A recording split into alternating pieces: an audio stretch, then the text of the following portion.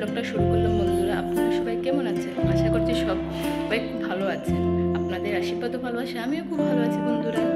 ব্লগটা একটু অন্যরকম হতে চলেছে বন্ধুরা, তো আপনারা আমার পাশে থাকুন আর আমার ব্লগটা দেখতে থাকুন। চলো যাক। এই যে কালো রঙের গেটটা দেখতে পাচ্ছেন, ওইটা হচ্ছে আমাদের বাড়ির মেইন এন্ট্রেন্স গেট, যেটা বলে। সামনে যেটা গেট দেখছেন এটা তো ছোটো মোটো গেট, এটাই মেইন গেট।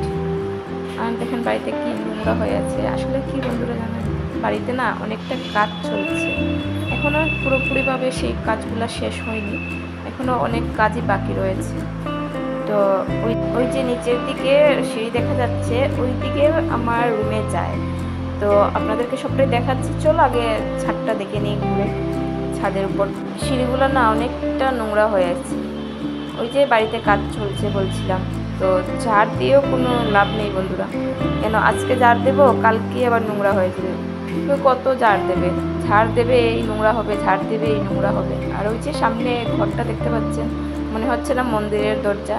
হ্যাঁ, মন্দিরের দরজা না, তবে এটা আমাদের মালিক ঘর। তো সামনে যে দরজাটা এটা দেখতে পাচ্ছেন, এটা হলো মন্দির বলতে কি ওনাদের ঠাকুর ঘর যেটা। তো তো আপনাদেরকে বলতেছিলাম যে আমি কোথায় থাকি। তো আমি থাকি বন্ধুরা আগরতলা, আর আমি যে জায়গাটা থাকি জায়গাটার নাম হচ্ছে বটতলা। আর আমার পাড়ার গলিটার নাম হচ্ছে মডার্ন ক্লাব রোড। তো আমি কেন শ্বশুরবাড়ি ছেড়ে ঘর ভাড়া বাড়িতে থাকি, তো এটার কারণ একটাই হলো বন্ধুরা, আপনাদের দাদা মানে আমার হাজব্যান্ড, ওর জবের কারণেই আমাকে ভাড়া বাড়িতে থাকতে হচ্ছে। তার কারণ একটাই, তো আমার শ্বশুরবাড়ি হচ্ছে তেলিয়ামুড়া, আর আমার হাজব্যান্ড মানে আপনাদের দাদা জব করে হলো আগরতলাতে। তো তেলিয়ামুড়া থেকে আগরতলা প্রায় 1 ঘন্টার রাস্তা।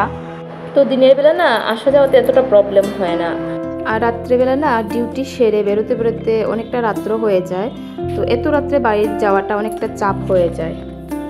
আর ওইদিকে দেখুন আমার ছাদের উপর থেকে কি সুন্দর ফ্লাইওভারটা দেখা যাচ্ছে, ওইটা হচ্ছে আপনার বটতলার ফ্লাইওভারটা। তো জানি না আমার ক্যামেরা আসছে কি না এত দূর থেকে, তো আপনাদেরকে একটু দেখালাম আর কি। ছাদের উপর থেকে ফ্লাইওভারটা তো কি সুন্দর দেখা যাচ্ছে, তার সাথে সাথে দেখুন ভিউটা কি সুন্দর আসছে, অনেক সুন্দর ভিউ। কি কথা বলছি, মনে পড়েছে। তার কারণেই আমাকে আমার শ্বশুরবাড়ি ছেড়ে আমাকে ভাড়া বাড়িতে থাকতে হচ্ছে। ও শুধু যে বিয়ের পরেই ভাড়া বাড়িতে থেকে জব করছে এইটা না বন্ধুরা, ও বিয়ের আগে যখন ও সিঙ্গেল ছিল তখন থেকেই ও ভাড়া বাড়িতে থেকে জব করছে। প্রায় 10-12 বছর হয়ে গেছে ওর জব লাইফে। ও একা থেকেই জবও করছে আর নিজের রান্না বাড়া নিজেই করছে। আর ওইদিকে দেখুন আমাদের জলের ট্যাঙ্কিটা কত উঁচুতে। এই বাড়িটায় না 2টো ছাদ, একটা সামনে আর একটা পিছনে। আর ওই দেখুন বন্ধুরা রাস্তা, এটা আমাদের পাড়ারই রাস্তা। ওই যে রাস্তাটা, এটা আমাদের পাড়ারই, আমার বাড়ির সামনের দিকে যে রাস্তাটা দেখিয়েছিলাম ওই রাস্তাটা এইটা। আর এটা হলো সামনের যে ছাদটা ওইটা। আর এই বাড়িটা না সামনের দিক থেকে দেখতে গেলে বোঝা যায় অনেক ছোট, কিন্তু পেছন দিকে অনেকটা বড়। তো এখান থেকে দেখুন রাস্তাটা পুরোপুরি বোঝা যাচ্ছে। আর এই রাস্তাটা হচ্ছে আপনাদেরকে ভিডিওর শুরুতেই যে রাস্তাটা দেখিয়েছিলাম, এটা হচ্ছে ওই রাস্তা।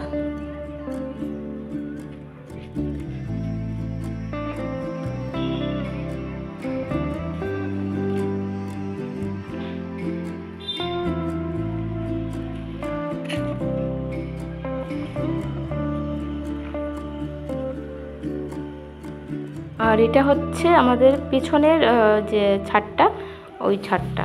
তো চলো বন্ধুরা এবার যাক আমার রুমে। তো আমার রুমটাও আপনাদেরকে একবার দেখিয়ে নিই, তো চলো। আর এটা হচ্ছে আমার রুমে যাওয়ার সিঁড়ি। এই সিঁড়ি দিয়ে আমাকে দিনের মধ্যে কমপক্ষেও 10-12 বার যাওয়া আসা করতে হয়। আসলে আমার রুমটা হয়ে গেছে না আন্ডারগ্রাউন্ডের ভিতরে, মানে এটা আমিও ফার্স্ট টাইম দেখেছি আগরতলাতে এসে এই নিয়মটা। তো ফাইনালি বন্ধুরা আমার বেডরুম এটা, এদিকে হয়েছে ডাইনিং, বেড, এটা একটা সোফা কাম বেড, এদিকে আমার ঠাকুর। আর চলো আরেকটা রুম দেখাই আপনাদেরকে। এটা হচ্ছে আমার আরেকটা রুমটা খালিই থাকে, ওই সাইডে হচ্ছে বাথরুম। আর এটা হচ্ছে আমার রান্নাঘর, ছোট মোটো সংসার, ছোট মোটো ঘর।